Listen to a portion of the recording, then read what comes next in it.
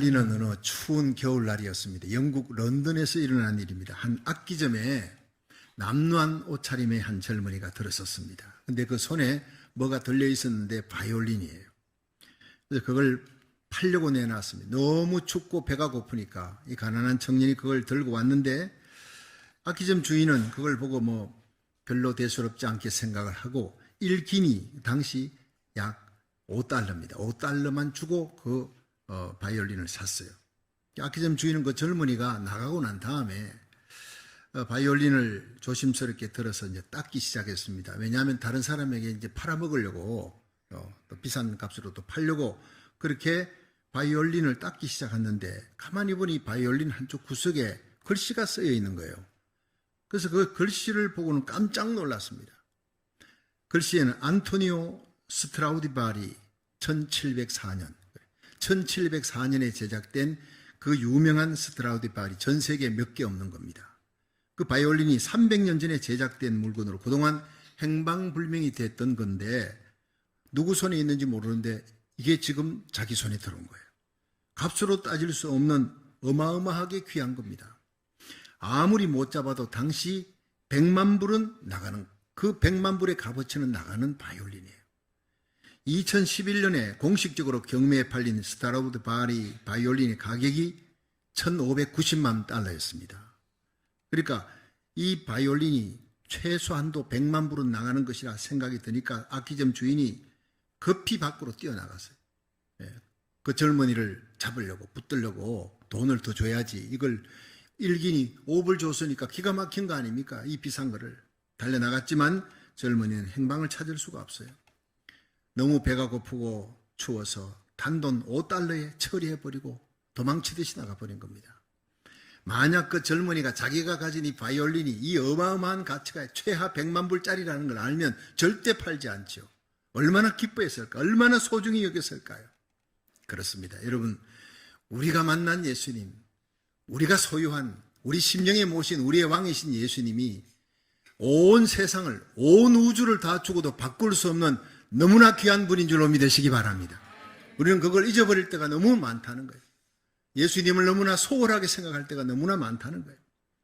예수님이 그렇게 소중하고 귀한 분일 뿐 아니라 예수님을 구주로 모신 우리들도 귀한 사람인 줄로 믿으시길 바랍니다. 우리를 함부로, 나 자신을 여러분이 함부로 대하지 마세요. 여러분 자신을 여러분이 함부로 대하지 마시라고. 싸구려가 아닙니다. 너무나 고귀한 존재라는 사실을 믿으시고 여러분 주님 가셨던 그 영광의 길을 따라가는 저와 여러분이 되기를 주의 이름으로 축원합니다. 아비귤레데라고 하는 조개가 있죠. 이걸 굴이라고 합니다. 조개라기보다 그 굴 속에 흑진주가 나오고 백진주가 나옵니다. 그러니까 빈 진주 하나에 100만 불이라고 합시다. 근데 그거는 하나 한 5불도 안 합니다. 그러면요, 그 진주 조개에 가는데 진주 조개는 진주의 값어치지 조개의 값어치가 아니에요. 100만 불짜리 진주가 있으면 100만 5불짜리입니다. 우리 인생은요, 5불밖에 안 됩니다. 그러나 예수님이 여러분 100만 불만 되겠습니까? 1000만 불, 억불만 되겠습니까? 지구 땅덩어리가 아니라 온 우주를 다 주고도 살 수 없는 분이 예수님이십니다. 천하를 만드시고 천지를 창조하신 하나님이에요. 여러분, 왜 예수님이 탄생하시던 날 밤에 들판에서 목자들이 자기 양떼를 지키는데 하늘이 열리고 천군 천사가 나타났어요. 내가 온 백성에게 미칠 큰 기쁨에 좋은 소식을 너희에게 전하노라. 이렇게 외친 이유는 한 아기가 탄생했다는 거예요.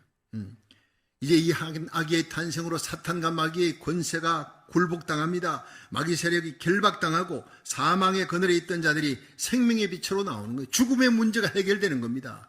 예수 그리스도가 우리를 위해 죽으시고 3일 만에 부활하셔서 모든 사탄의 권세, 죽음의 권세, 지옥의 권세를 다 이기고 우리를 흑암의 권세에서 하나님의 사랑의 아들의 나라로 옮겼다는 사실입니다. 할렐루야. 그것이 바로 성탄절의 시작입니다. 얼마나 기뻐해야 될 일입니까? 그래서 오늘 본문 이사야 7장 14절에 보면 보라 처녀가 잉태하여 아들을 낳을 것이다. 그 이름을 임마누엘이라 하리라. 예수님 탄생 700년 전에 이사야 선지자를 통해 예언한 것입니다. 임마누엘이라는 것은 하나님이 우리와 함께 하신다는 뜻이에요. 오늘 이 임마누엘의 놀라운 신비가 담긴 그 세 가지를 찾아보면서 함께 은혜 받고 임마누엘의 영광 그 기쁨이 충만한 예배가 되기를 주의 이름으로 축원합니다. 첫째, 예수님은 말구 위에 태어나셨어요. 베들레헴 말구 위에 태어나심으로 인생의 고난에 대해서, 인생고에 대해서 임마누엘 하셨다 하는 얘기입니다. 우리 누가복음 2장 10절에서 12절을 한번 읽어봅니다. 시작. 천사가 이르되 무서워 말라. 보라, 내가 온 백성에게 미칠 큰 기쁨의 좋은 소식을 너희에게 전하노라. 오늘날 다윗의 동네에 너희를 위하여 구주가 나셨으니 곧 그리스도 주시니라. 너희가 가서 강보에 쌓여 구유에 누인 아기를 보리니 이것이 너희에게 표적이니라 하더니 아멘. 예수님은 지구라고 하는 여간방에 잠시 머물고 있는 나그네 인생들을 찾아오셨어요. 일생을 죄에 매여 죽음의 종로로 타고 있는 그 인간들, 죄짐, 질병의 짐, 인생고의 짐에 허덕이는 거예요. 내려놓을 수도 없어. 태어나서 죽을 때까지 이 인생고에 허덕이는 인간들을 구해 주시려고, 무거운 짐을 벗겨 주시려고 이 땅에 오셨다는 거예요. 그래서 예수님은 마태복음 11장 28절에 수고하고 무거운 짐진 자들아 다 내게로 오라. 내가 너희를 쉬게 하리라 하신 거예요.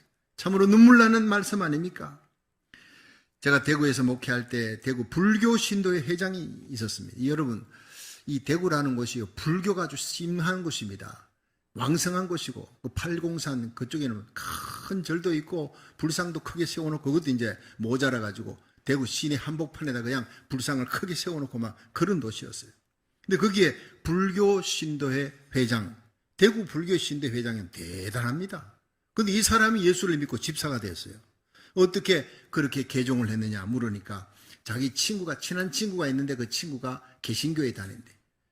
맨날 만나면은 막 그냥 그 종교 문제로 이렇게 다투고 하는데, 그래서 그 친구가 자기 보고 한 번만 교회에 나와달라, 한 번만. 그래서 너가 그러면 절에 한 번 나와라. 내가 한번 교회 갈게. 이렇게 왔다 갔다 하기로 하고, 그리고 교회를 먼저 나온 거예요. 이 불교 신도회 회장이 교회를 나왔는데 교회당 문을 열고 들어갔습니다. 처음으로 교회 발을 디뎠는데 그걸 뒤에서 보니까요, 강단 앞이 양쪽에 성경 규절을 적어놨는데 그 성경 규절이 오른쪽 편에 수고하고 무거운 짐진 자들아 다 내게로 오라. 내가 너희를 쉬게 하리라. 이 규절이 적혔는데 그 규절을 보는 순간 완전히 번개를 맞아, 벼락을 맞은 것처럼 충격을 받았대. 이유 없이 눈물이 흘러내리더래. 아, 내가 무거운 짐을 지고 허덕이고 있는데 수고하고 무거운 짐진 자들아 내게로 오라. 예수님 말씀하셨구나. 그날 하염없이 눈물 흘리고 예배 시간 내내 울었대요. 그리고 예수님을 구주로 영접했다고 했습니다. 너무나 귀한 말씀. 수고하고 무거운 짐진 자들아 다 내게로 오라. 내가 너희를 쉬게 하리라. 인생의 죄짐, 질병의 짐, 인생고의 짐을 져줄 수 있는 분은 예수님밖에 없는 줄로 믿으시기 바랍니다. 부처님, 공자님 적은히 여기죠. 불쌍히 여기지만 대신 져줄 수 없어요. 우리의 죄짐을 질 수 있는 분은 유일하게 예수님밖에 없다는 사실이에요. 여러분, 참된 위로가 뭡니까? 큰 기쁨의 좋은 소식이 뭡니까? 그 예수님이, 내 짐을 져주시는 예수님이 내 곁에 계시고 영원히 떠나지 아니하신다는 사실입니다. 날마다 인생고에 허덕이는 우리에게 이 무거운 짐을 벗겨주시려고 우리 예수님이 인간의 몸을 입고 이 땅에 오신 날이 성탄절인 줄로 믿으시기 바랍니다. 두 번째로, 예수님은 십자가에 죽으셨어요. 그래서 죄인들에게 임마누엘 하시려고 이 땅에 오셨고 십자가에 죽으셨습니다. 우리 함께 마태복음 16장 21절을 한번 읽어봅니다. 시작. 이때로부터 예수 그리스도께서 자기가 예루살렘에 올라가 장로들과 대제사장들과 서기관들에게 많은 고난을 받고 죽임을 당하고 제3일에 살아나야 할 것을 제자들에게 비로소 가르치시니 아멘. 자, 첫 번 성탄절에 말구에 오신 예수님의 생애는 십자가에서 완성이 되는 거예요. 예수님이 십자가에 죽으시기 위해 이 땅에 오셨습니다. 그러니까 예수님은요, 길거리에서 태어나서, 마구간에서 태어나신 예수님의 끝이 갈보리의 십자가에서, 길거리에서 태어나서 길거리에서 죽으셨다, 그렇게 얘기하셨습니다. 십자가로 가는 예수님은 요한복음 18장 37절에 내가 이를 위해 났으며 이를 위해 세상에 왔노라. 인자가 온 것은 많은 사람의 대속물로 주기 위해 왔다. 이렇게 말씀하셨어요. 이게 임마누엘의 두 번째 이유예요. 요한복음 10장 15절에 아버지께서 나를 아시고 내가 아버지를 아는 같이 나는 양을 위해 목숨을 버리노라. 이 양자에 여러분 이름을 넣어보십시오. 나는 박성규를 위해 목숨을 버리노라. 눈물과 감격이 있습니다. 그렇습니다. 이 대속의 죽음을 위해 나 대신 죽으시려고 죄인된 나를 위해 그 죄를 감당하시려고 임마누엘 하셨다는 거예요. 주님의 성탄은 십자가 없이는 생각할 수가 없는 거예요. 태어나신 예수님의 저 끝이 바로 뭐냐? 십자가입니다. 비참한 발가벗겨 오시고 채찍 맞고 못 박히는 십자가입니다. 우리는 태어날 때 살려고 태어나는 거예요. 응애할 때 어린애기가요, 손 펴고 응애하는 애 하나도 본 적이 없어요. 전부 다 온 세상 거 내가 다 움켜쥐려고 손을 꽉 쥐고 응애합니다. 예. 그렇지만 결국 죽을 때는 두 손을 다 펴고 빈손 들고 왔다 빈손으로 가는 인생이 죽음의 문제 해결을 못해. 그 죄값이 일생을 죄에 매어 죽음의 종로로 다 죽고 지옥에 던지는 그 유황불못에서 영원히 고통당할 저주받은 인생이 바로 우리들이에요. 이 지옥의 고통, 이 저주를, 이 죄값을 담당하시려고, 대신 지시려고 예수님이 이 땅에 오신 줄로 믿습니다. 그렇습니다. 죄인을 위해 예수님이 오신 거예요. 의인을 위해 오신 것이 아닙니다. 로마서 5장 8절에 보면 우리가 아직 죄인 되었을 때 그리스도께서 우리를 위해 죽으심으로 하나님이 우리에게 대한 자기 사랑을 확정하셨느니라. 하나님이 어떤 분이냐 알려면 예수님의 십자가를 쳐다보면 알 수 있는 거예요. 나를 얼마나 사랑하는지. 그렇습니다. 말구에 놓인 아기 예수는 하나님의 사랑이 죄인들 향해 찾아오신 구체적인 행동이다 이렇게 얘기했어요. 말구에서 십자가까지 하나님이 우리를 향한 그 사랑의 음성입니다. 그래서 이사야 53장 5절에 보면 예수님 태어나기 700년 전에 이사야는 하나님의 예언을 받은 거예요. 그가 찔림은 우리의 허물을 인합니다. 그의 상함은 우리의 죄악을 인합니다. 그가 징계를 받음으로 우리가 평화를 누리고 그가 채찍에 맞음으로 우리가 나음을 입었도다. 우리는 다 양 같아서 그릇 행하여 각기 채길 갔거니와 우리 무리의 모든 죄악을 다 그에게 담당시키셨도다. 고린도전서 1장 18절에는 십자가의 도가 멸망하는 자들에게는 미련한 것이로되 구원 얻는 우리에게는 하나님의 능력이 됨이라. 하나님의 사랑이 나타난 갈보리의 십자가, 죄인된 나를 구원하시기 위해 십자가 지시려고 예수님이 임마누엘 하셨다는 것입니다. 지금도 내가 죄인이라고, 내가 죄인 중에 괴수라고 가슴을 치는 상한 심령에게 세리같이 감히 얼굴을 들어 하늘을 바라보지 못하고 하나님이여 나를 불쌍히 여기소서 나는 죄인입니다 하는 그 상한 심령에게 내 죄를 씻을 길은 갈보리의 십자가밖에 없다고 눈물 흘리는 성도들에게 우리 주님은 임마누엘의 은총을 이 시간도 베풀어 주실 줄로 믿으시기 바랍니다. 교만한 자를 물리치는 거예요. 나의 의로 내가 하나님 앞에 서겠다는 자를 다 물리치시고 세리처럼 무릎 꿇고 감히 얼굴을 들어 하늘을 바라보지 못하고 가슴을 치며 나는 죄인이라고, 나는 하나님이 불쌍히 여기야 나는 구원받을 수 있다고 하는 그런 사람들에게 가까이 하시려고, 세월 지나갈수록 의지할 것은 하나님의 은총, 하나님이 불쌍히 여김, 십자가의 사랑밖에 없는 줄로 믿으시기 바랍니다. 그러므로 우리의 남은 생애가 오직 십자가만 사랑하고 십자가에 달린 예수님만 사랑하고 예수님을 이 땅에 보내신 불쌍히 여기는 마음 가지신 하나님의 영광만을 위해 살아가시기를 주의 이름으로 축원합니다. 한 젊은 미국인 청년이 일본에 왔습니다. 그래서 오사카에서 나가사키로 가는 배를 타고 가고 있었습니다. 이 청년은 미국에서 대학을 졸업하고 신학까지 졸업하라고 이제 선교사가 되려고 일본 선교사가 되려고 훈련을 다 마쳤어요. 그래서 일본으로 그 임지로 부인하려고 나가사키로 가고 있는 중인데 자기가 만나서 구원할 영혼에 대한 기도를 하면서 부푼 가슴을 안고 마음이 설레인 겁니다. 첫 선교지로 가고 있습니다. 근데 그날 밤 몹시 바람이 불고 비가 많이 쏟아지고 풍랑이 일어나는 거예요. 잠자리에 들려고 했는데 갑자기 배가 이렇게 막 기울어집니다. 이 이상한 생각이 들어서 자리에서 발떡 일어났어요. 그래서 자기 구명대를 이제 1등 선실에 있기 때문에 구명대를 입었습니다. 밖에 이렇게 나가서 가판 위에 올라가 보니까 거기에 배가 이미 기울어지고 침몰되고 있는 거예요. 너무나 놀랐어요. 저쪽에 벌써 할머니가 놀래가지고 비명을 지르고 뛰어나왔다가 이 바닷물에 거기서 허우적거리고 있는 모습을 보았어요. 이 할머니는 구명대가 없습니다. 1등 선실에 있는 사람들에게만 구명대가 주어졌기 때문에 그래 이 청년은 자기가 입고 있던 구명대를 얼른 벗어서 할머니에게 입혀주었습니다. 그럼 자기는 살 수가 없죠. 그 풍랑 속에서. 그래서 임지에서 처음이자 마지막인 설교를 그 할머니를 놓고 이렇게 얘기하기 시작합니다. 할머니, 나는 이제 죽을 거예요. 할머니에게 구명대를 줬으니까. 할머니는 나 때문에 살게 될 것입니다. 나중에 구출되면 다른 사람에게 이 말을 꼭 전하세요.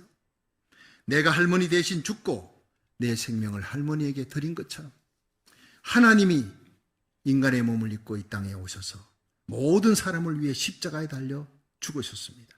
대신 죽으셨습니다. 그의 이름이 바로 예수님입니다. 예수님을 구주로 믿으면 영원히 살게 될 것입니다. 이 말을 마친 후에 청년은 바닷속으로 사라졌습니다. 그 후에 할머니는 극적으로 구조가 되었어요. 그 뒤로 할머니는 일본 방방곡곡을 다니면서 사람들을 만나면 이야기한다고 합니다. 나는 예수가 누구인지 몰라요. 그러나 나 대신 죽은 그 청년의 이야기가, 그 예수가 내 대신 죽은 청년처럼 그렇게 죽었다고 해요. 십자가에 달려 죽었다고 해요. 이 예수님을 구주로 믿으면 구원을 받는다고 합니다. 그 얘기를 할 때마다 할머니는 눈물을 흘리는 거예요. 우는 거예요. 그 할머니 죽는 날까지 전국을 다니며, 일본 전국을 다니며 예수님의 사랑, 십자가의 사랑을 전했다고 합니다. 성도 여러분, 십자가에 죽으시려고 우리 모든 죄를 대속하시려고 임마누엘이 하신 그 예수님을 이 시간 가슴 속에 영접하고 왕으로 영접하고, 이미 예수님이 영접했다 하더라도 왕으로 다시 영접하시고, 여러분 예수님을 나의 주 나의 하나님 나의 왕으로 모시고 일어나는 귀한 예배가 되기를 주의 이름으로 축원합니다. 너무나 많은 순간 왕으로 모셨던 예수님을 우리는 끌어내리고요, 내가 다시 왕이 될 때가 얼마나 많았는지 이 성탄에 다시 예수님을 나의 왕으로 나의 구주로 모시고 나는 내려앉아 그 예수님을 섬길 수 있는 복된 시간 되기를 주의 이름으로 축원합니다. 마지막 세 번째, 예수님은 부활하셨어요. 부활하심으로 영원한 임마누엘이 되신 줄로 믿으시기 바랍니다. 요한복음 11장 25절 한번 읽어봅니다. 시작.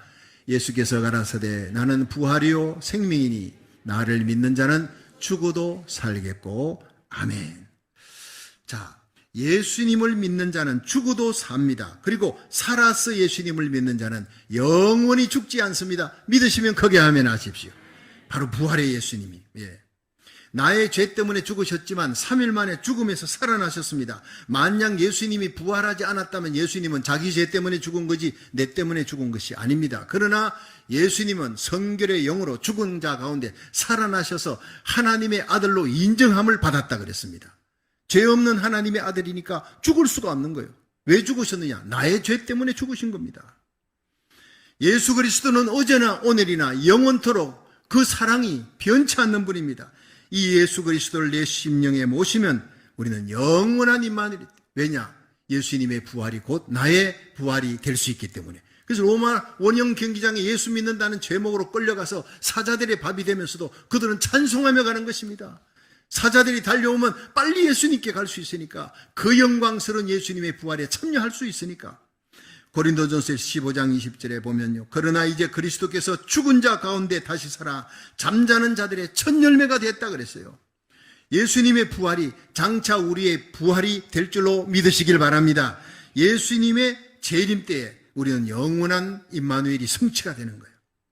저는 장례식에 갈 때 그린힐이나 로즈힐에 장례식의 마지막 하간 예배 드릴 때 고린도전서 15장 20절, 예수님이 우리 죽은 자 가운데 살아 잠자는 자들의 첫 열매가 되었다. 예수의 부활이 장차 우리의 부활의 첫 열매가 됩니다. 주님 오시면 우리 이름 불리면 우리는 스피리추얼 바디, 영광스러운 몸으로 다시 일어날 것입니다. 외칩니다. 그러면서 데살로니가전서 4장 16절을 외치는 거예요. 주님이 오십니다. 주께서 호령을 하는데 아무개야 일어나라. 예수님을 구주로 믿고 거듭난 성도들의 이름만 부를 것입니다. 그때 저와 여러분의 이름이 불리기를 주의 이름으로 축원합니다. 주의 호령과 천상의 소리, 하나님의 나팔로 예수님이 공중에 강림하실 것입니다. 그리스도 안에 잠자는 자들이 일어납니다. 그때 여기 하간 예배드리는 사랑하는 권사님, 집사님 일어날 것입니다. 이것이 그리스도인의 끝이 아닙니다. 파이널 데스티네이션이 아닙니다. 예수님이 오시면 그때 영광 가운데 살아날 것입니다. 우리는 구름 속으로 끌어올립니다. 그리스도 안에 잠자는 자들이 일어나고 우리들이 혼련히 변화되어 구름 속으로 끌어올려 공중에서 주님을 만나리라. 그리하여 영원히 주와 함께 있으리라. 이것이 영원한 임마누엘인 줄로 믿으시기 바랍니다.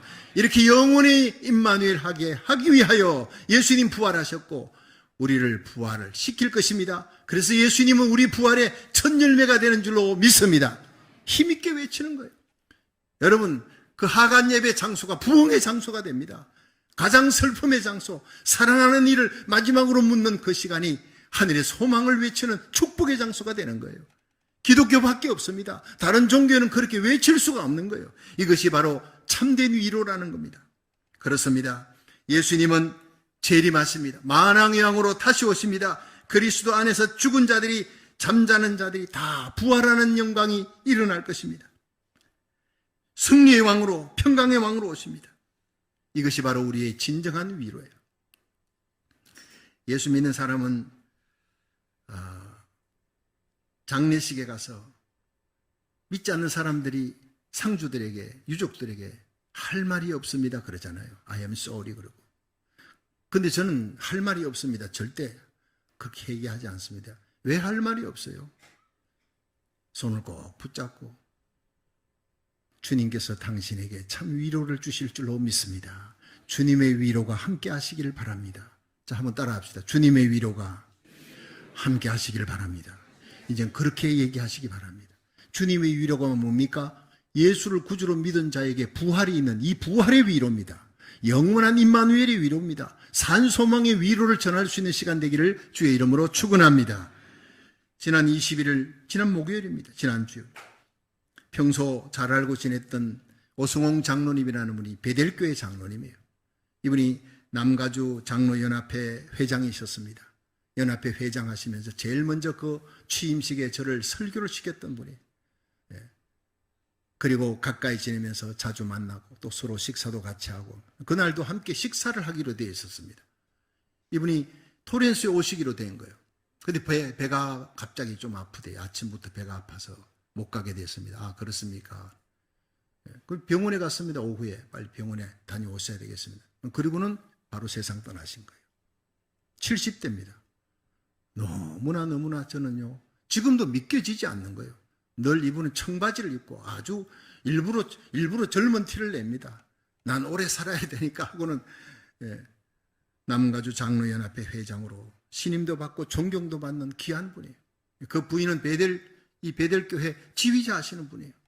얼마나 왕성하게 활동을 하시는지 몰라요.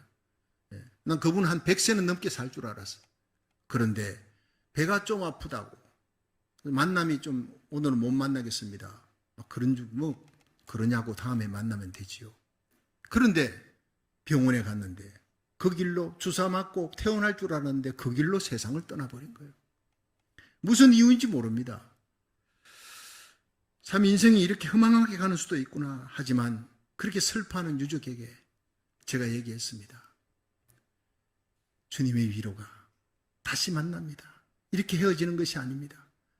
사랑하는 남편, 이것이 인생의 파이널 데스티네이션이 아니라는 거예요. 우리 주님 다시 오십니다. 그날 영광 가운데 만날 것입니다. 영원히 함께 할 것입니다. 이 주님의 위로가 함께 하시길 바랍니다. 고맙다고 정말 귀한 위로의 말씀을 주셔서 고맙다고 말씀하셨어요. 여러분, 예수님이 다시 오십니다. 사랑하는 어머니, 사랑하는 부모님, 사랑하는 자식을 앞세울 수가 있습니다. 그렇지만 예수 그리스도는 왕으로 다시 오십니다. 철장 권세를 가지고 심판주로 오십니다. 사랑하는 성도들, 그리스도의 신부들을 이 땅에서 천국으로 데려가려고 다시 오십니다. 그리스도 안에 죽은 자들을 살리려고 다시 오십니다. 모든 죄와 사망 권세, 마귀 권세를 이기신 예수님이 영원한 왕으로 다스리기 위해 이 땅에 다시 오시는 날이 곧 다가올 줄로 믿으시기 바랍니다. 그렇습니다. 그날을 바라보며 소망 가운데 살아야 돼요. 우리 인생은 나그네 인생길입니다. 성도들이 마땅히 나그네 인생길 살아가면서 이 땅에 쌓아놓지 말고 하나님 앞에 상받는 믿음의 부자 되기를 주의 이름으로 축원합니다. 하늘의 의를 바라보고 거룩하신 주님의 길을 따라가며 주님 가셨던 십자가 길을 끝까지 따라 마침내 부활의 영광에도 함께 이룰 수 있는 저와 여러분이 되시기를 주의 이름으로 축원합니다. 슬기로운 다섯 처녀처럼 등잔에 기름을 준비해놓고 좋으십시오. 잠자더라도 여러분 새벽기도 나오고 주일 예배 나오고 구역 예배 나오고 예배에 참여해서 내가 등잔에 믿음, 소망, 사랑의 이름 항상 준비해놓고 조시기를 바랍니다. 미련한 다섯 처녀, 슬기로운 다섯 처녀 10명이 다 졸았지 5명은 깨어있었다 그러지 않았어요. 지금 우리가 신앙생활하고 열심히 믿고 그 다음에 직장생활 삶의 자리 살면서요, 여러분들은 다시 오실 예수님을 가끔씩 잊어버립니다. 그러나 신랑이로다 맞으러 나오라 소리치는 때가 옵니다. 주의 종들이 지금 소리칩니다. 세계 돌아가는 모든 징조가 예수님의 재림의 발자국 소리가 점점 가까이 들리고 있다는 것을 우리에게 보여주는 거예요. 신랑이로다 맞으러 나오라 외치는 그 소리 듣고 우리는 자다가 깨었어요. 등잔에 기름을 준비해야 돼. 믿음의 기름이 있는가? 나 믿음 안에 있는가? 지금 죽어도 구원받을 수 있느냐? 지금 예수님이 온다 할지라도 아멘 주 예수여 어서 오시옵소서 맞이할 수 있는가? 여러분이 스스로 믿음 안에 있는가 확인하시고 거듭났는가 확인하시고 내와 내 자녀들이 정말 오늘 밤이라도 주님 오신다면 주님을 맞이할 수 있는 준비가 되어 있는가? 여러분 그릇 준비하십시오. 믿음의 기름 준비하십시오. 사랑의 기름, 소망의 기름 준비하다가 우리 주님 만날 수 있기를 주의 이름으로 축원합니다. 첫 번 성탄에 아기 예수를 만난 사람 극소수였습니다. 목자들입니다. 경건한 시므온과 안나 선지자, 동방에 온 박사들입니다. 그들이 끝입니다. 지극히 적은 수가 예수님을 만나 하늘의 위로를 기다리며 사명 감당하다가 주님을 맞이했던 그들처럼 준비하고 주님을 맞이하는 저와 여러분, 임마누엘의 주님을 맞이할 수 있는 거룩한 성도들 되시기를 주의 이름으로 축원합니다.